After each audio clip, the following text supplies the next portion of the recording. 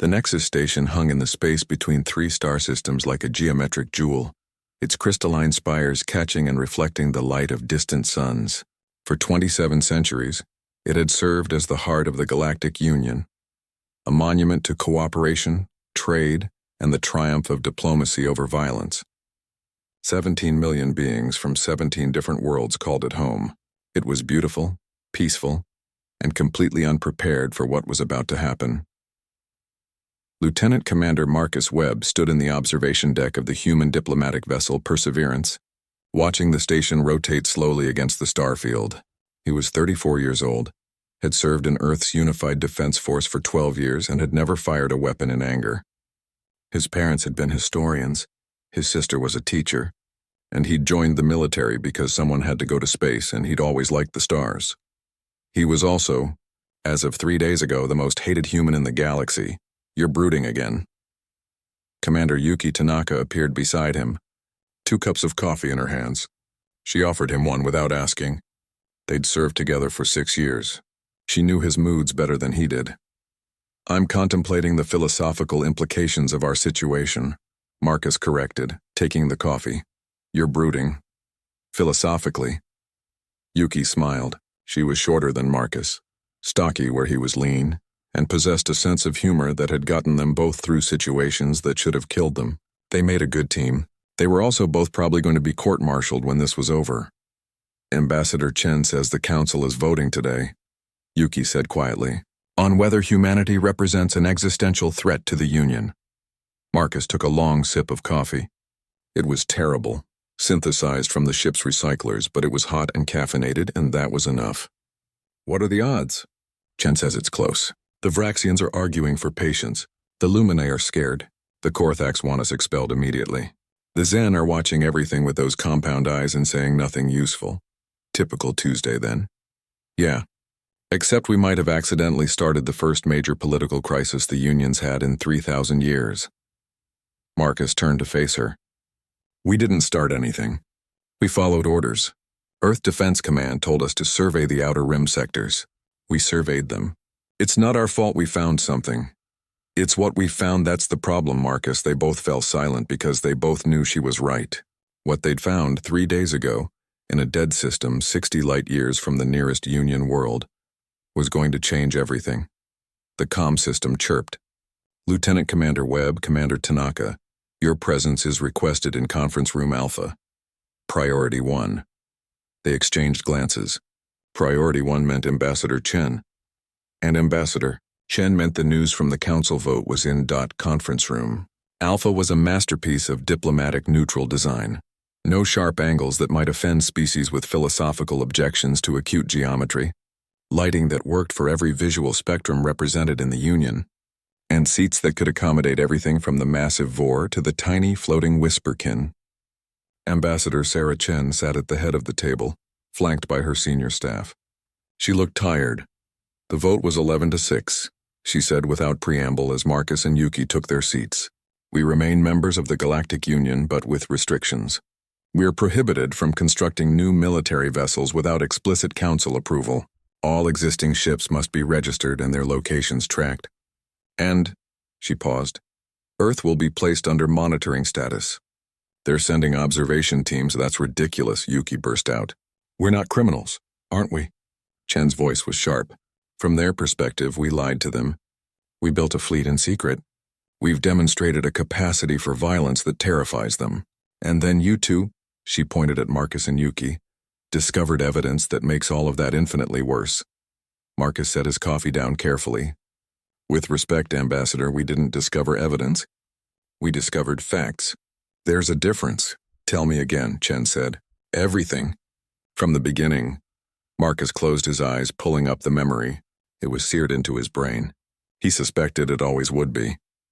3 days ago, the Perseverance was conducting routine surveys of the outer rim sectors, as assigned by the Council. We detected unusual energy signatures in System J447. It's not on any charts. No habitable planets, no resources, nothing that would normally attract attention. But the energy readings were off the scale. How far off the scale? Asked Dr. Rajesh Patel, the mission's chief scientist. Enough that we thought our instruments were malfunctioning, Yuki interjected. We ran diagnostics 3 times before we accepted that the readings were real, Marcus continued. We approached the system carefully. What we found was, he struggled for words, it was a shipyard, but not like anything the Union builds. It was vast, probably 5 times the size of Nexus Station, and it was old, really old. Our dating systems estimated at least 15,000 years. The room was silent except for the soft hum of the environmental systems. And it wasn't abandoned, Marcus said quietly. That's the key thing. It was dormant, but not dead. The moment we entered the system, things started waking up. Lights coming on, power signatures spiking, and then we picked up a transmission. What kind of transmission? Chen asked, though she'd heard this part before. A warning, Yuki said, in 17 different languages, all of them belonging to Union species, some of them languages that haven't been spoken in thousands of years. Dr. Patel leaned forward. That's impossible. If this facility is 15,000 years old, it predates every current Union civilization by at least 5,000 years. That's what we thought too, Marcus agreed. So we documented everything, recorded the warning, mapped the facility, and then we got the hell out of there before whatever was waking up finished waking up. And the warning said? Chen prompted. Marcus pulled up the data on the conference room's display. Ancient text scrolled across the screen, followed by a translation in clean, modern Union standard. This facility is maintained. By the devourer swarm, quarantine protocols are in effect. This sector is Ixer. Forbidden. Any vessels detected will be pursued and eliminated. This is your only warning. The harvest continues. Flee. The devourer swarm, Dr. Patel said softly. I've heard that name before. It's in some of the oldest Union archives. I always thought it was a myth. What kind of myth? Chen asked.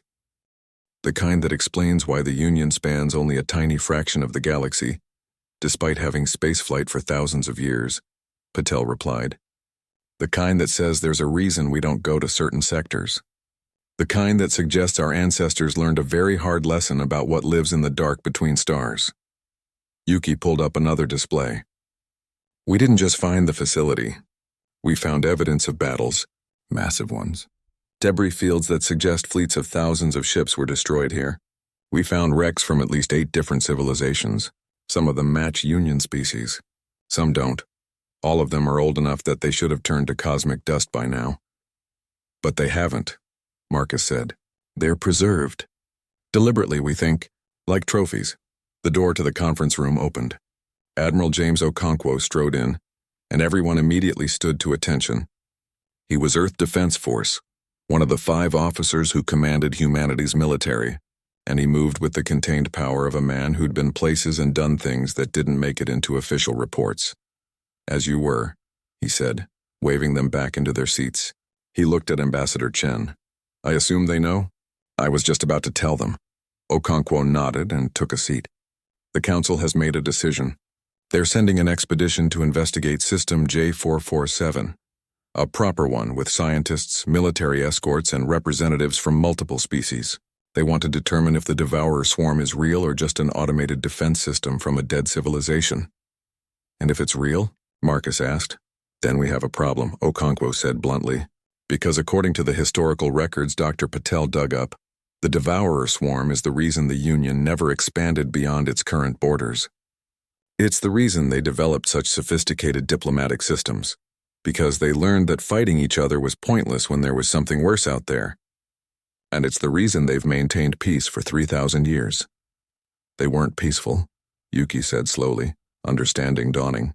They were hiding. Exactly, Okonkwo confirmed. The Union's 3,000 years of peace wasn't a choice. It was survival strategy. Don't make noise. Don't attract attention. Don't do anything that might wake up the things that ate your ancestors. Ambassador Chen stood and walked to the window, looking out at Nexus Station. And then we showed up. Built a massive fleet, started pushing into unexplored sectors, made enough noise that something noticed. The energy spikes we detected at the facility, Marcus said. We woke it up. Maybe, Okonkwo said. Or maybe it was already waking up and we just happened to notice. Either way, the situation is the same. The Council is terrified. Half of them want to blame humanity for stirring up trouble. The other half are terrified that we might be their only chance of survival if the swarm is real and it's coming. That's why they voted to keep us, Chen said. Not because they trust us, because they need us. They need our warships, Okonkwo corrected. 47,000 of them with another 100,000 on the way. They need the species that's good at war because they've forgotten how to fight, and they're hoping they won't have to remember. Marcus felt a cold certainty settling into his bones. They're going to ask us to lead the expedition, aren't they? To go back to that system and find out what's really there. Not ask, Okonkwo said. Assign, it's already decided. The Perseverance knows the system. You've got the preliminary data. You leave in 48 hours with a full science team and escort vessels from 5 Union species. He stood. Congratulations. Lieutenant Commander Webb, you're about to become the first human to command a truly multi-species military operation. Lucky me, Marcus muttered. There's one more thing, Chen said.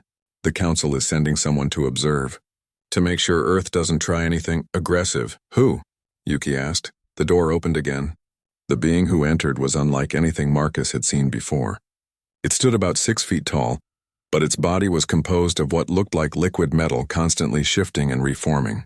Its face, if it could be called a face, was a smooth, featureless surface that somehow still managed to convey an expression of cold assessment.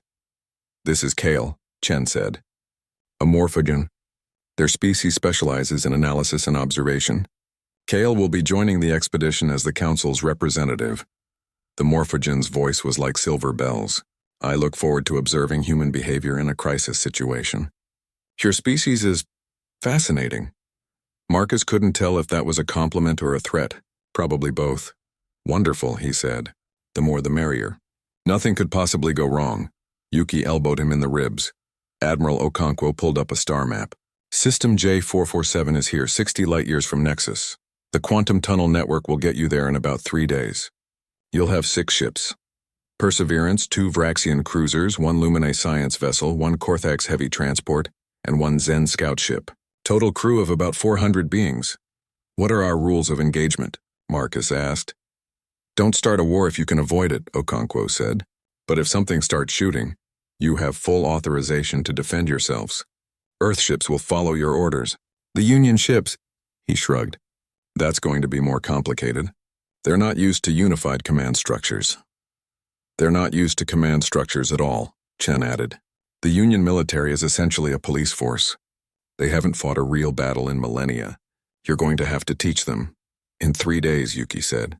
While traveling through quantum space to investigate a potentially apocalyptic threat from a hostile alien swarm that might or might not be real.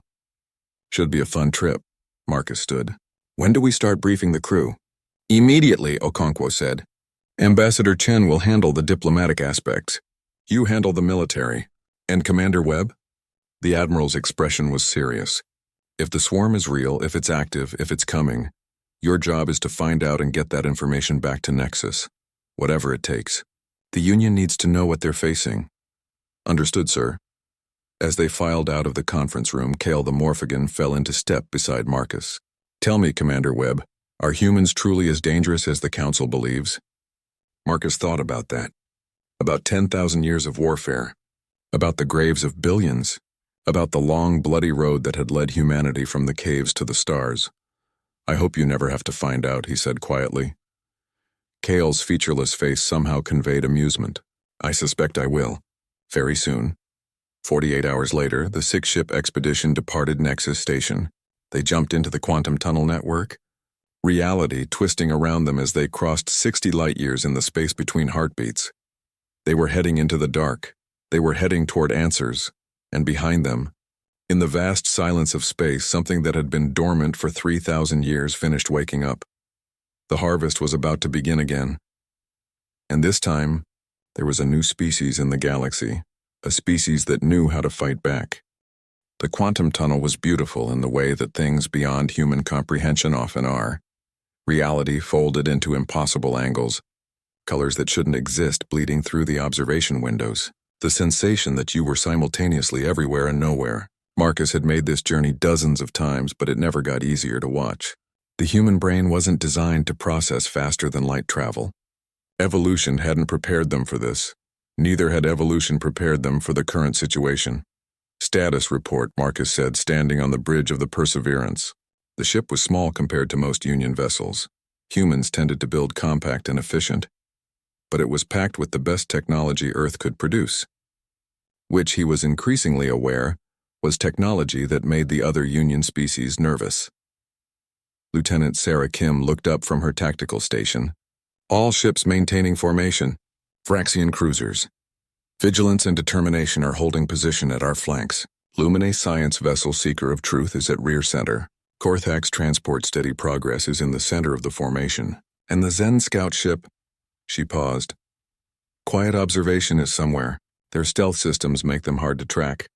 That's the point, Yuki said from her position at navigation. The Zen don't trust anyone enough to let them know exactly where they are. Marcus couldn't blame them. The Zen were a paranoid species by nature, probably because they were small, fragile, and had survived for thousands of years by being smarter and sneakier than everyone around them. Their compound eyes could see in spectrums humans couldn't perceive, and their ships could hide in plain sight. Useful allies, unsettling ones. Time to emergence? Marcus asked. 14 minutes, Yuki replied. We'll exit the tunnel approximately 3 million kilometers from System J447's primary star. The facility should be in orbit around the fourth planet. The door to the bridge slid open. Dr. Rajesh Patel entered, followed closely by Kale the Morphogen. Patel looked excited. He always did when there was new science to uncover. Kale looked the same. It was hard to read expression on a being made of liquid metal. Commander Webb, Patel said, I've been analyzing the data you collected on your first visit. The energy signatures from the facility match theoretical profiles for something called a von Neumann array. In English, Doctor, Marcus requested. Self-replicating machines, Patel explained. Machines that can build copies of themselves using local resources. It's theoretical technology that humanity has been working on for decades, but never successfully implemented. If the facility is what I think it is, it could reproduce itself exponentially. One facility becomes 2, 2 become 4, 4 become 8. Geometric growth, Yuki said. That's terrifying. That's the Devourer swarm, Patel confirmed. If my hypothesis is correct, we're not dealing with a single threat. We're dealing with a machine intelligence that can replicate itself across entire star systems, maybe entire galaxies. Kale's voice was like wind chimes. The ancient records speak of such things. The first civilizations encountered the swarm 15,000 years ago. They fought, they lost. The survivors fled to this sector of space and founded what would eventually become the Galactic Union. They believed the swarm would eventually find them. They were preparing when the records suddenly stop. Stop how? Marcus asked, completely, as if whoever was writing the history simply vanished mid-sentence. There are no records of what happened next, only that the swarm disappeared for 3,000 years. And when the modern Union species rose to spaceflight capability, they found the ruins of the first civilizations and learned to be very, very careful about where they explored. They drew boundaries, Marcus said, understanding. Safe zones, quarantine areas, places you don't go. Exactly. And System J447 is deep inside the quarantine zone. You shouldn't have been there. We were following council orders, Yuki pointed out. They told us to survey the outer rim. Because they've forgotten why those areas were forbidden, Kale said. 3,000 years is a long time. Stories become myths, warnings become legends, and legends are easily dismissed. The bridge lights flickered. Red emergency indicators blazed to life. Report! Marcus barked. Lieutenant Kim's fingers flew across her console. Quantum tunnel destabilizing. Something's interfering with the navigation network. We're being pulled off course. All ships prepare for emergency emergence, Marcus ordered. Yuki, can you compensate? Trying, but there's some kind of gravity well forming ahead of us. It's massive. It's artificial, and it's pulling us in. On the main display, the swirling chaos of quantum space began to tear like fabric. Through the gaps, Marcus could see normal space, stars, darkness, and something else. Something vast. Emergency emergence in 3, 2, 1. Reality snapped back like a rubber band. The 6 ships tumbled out of quantum space in a cascade of exotic particles and displaced energy. Alarm screamed. The artificial gravity cut out for 3 seconds before the backups kicked in. Marcus grabbed his command chair to keep from floating. Damage report! Minor systems failures across the board, Kim replied. Nothing critical. The Vraxian ships took some hull stress, but they're intact. The Seeker of Truth is requesting assistance. Their quantum drive overheated. The Steady Progress is fine.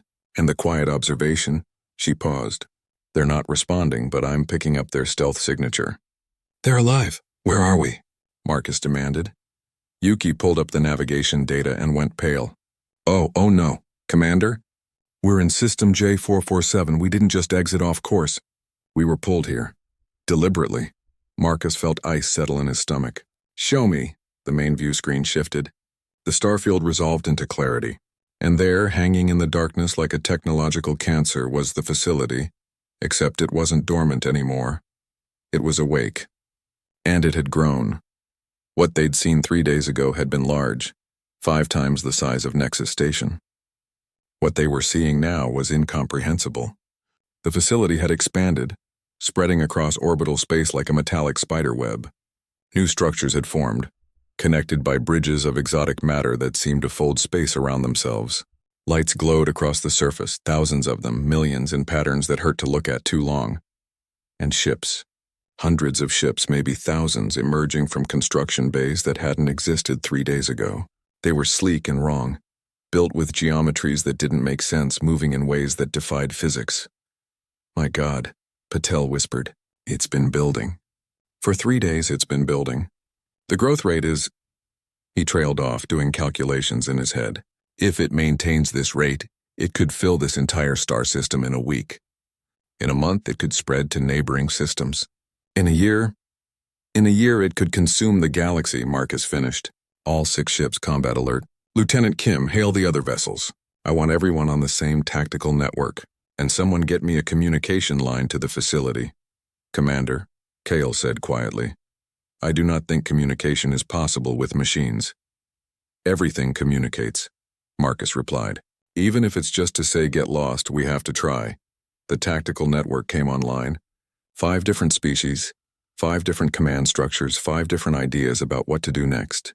The chaos was immediate.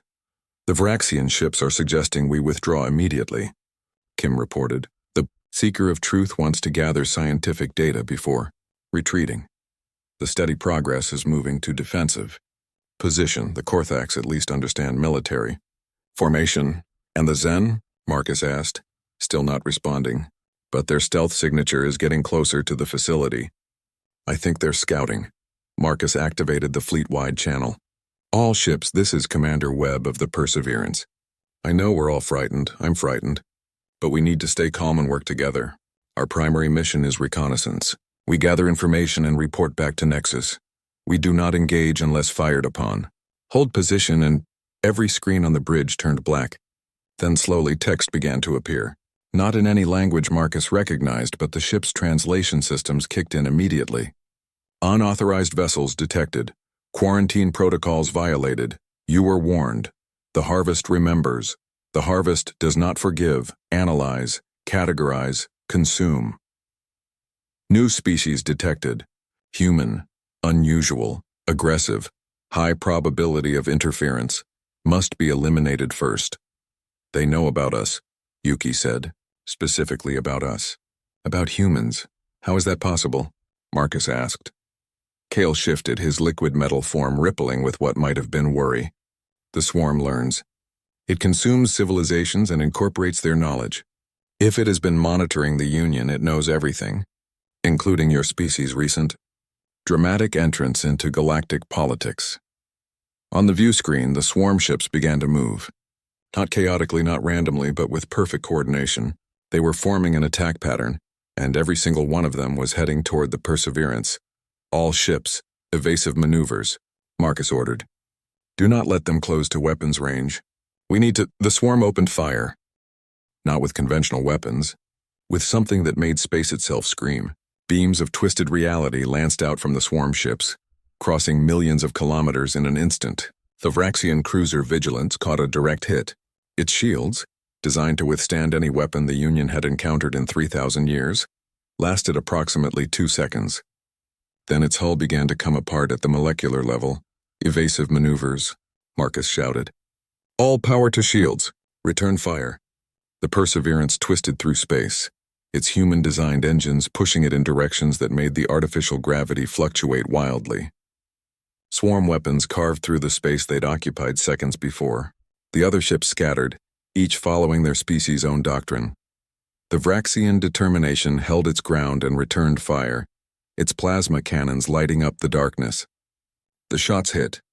They even damaged their targets, sending 3 swarm ships spinning away with melted armor. But for every ship they damaged, 2 more emerged from the facility. The Seeker of Truth, the Luminae science vessel, tried to run. Its quantum drive wasn't designed for combat maneuvers. A swarm beam caught it amidships. The beautiful crystalline hull shattered like glass, scattering fragments across orbital space. 53 Luminae died in silence. No, no, no. Patel was muttering, watching the destruction. This isn't possible. Nothing should be this powerful. Marcus forced himself to think. The swarm was targeting them specifically. They'd said humans were a threat that needed to be eliminated first. Which meant, they're scared of us, he said. Everyone on the bridge turned to look at him. They're scared, Marcus repeated. Look at the pattern. They're throwing everything at the Perseverance and only engaging the other ships when they have to. The swarm has been dormant for 3,000 years. It wakes up and suddenly there's a new species in the galaxy, one that built a massive war fleet in less than a year. From their perspective, we're the threat. So? Yuki asked. How does that help us? Marcus allowed himself a grim smile. Because it means we can't run. If we run, they'll follow. They'll track us back to Nexus, to Earth, to every human world. They'll wipe us out because we're the only species that might be able to stop them. He opened the fleet-wide channel. All ships rally on the Perseverance. We're not retreating. We're attacking.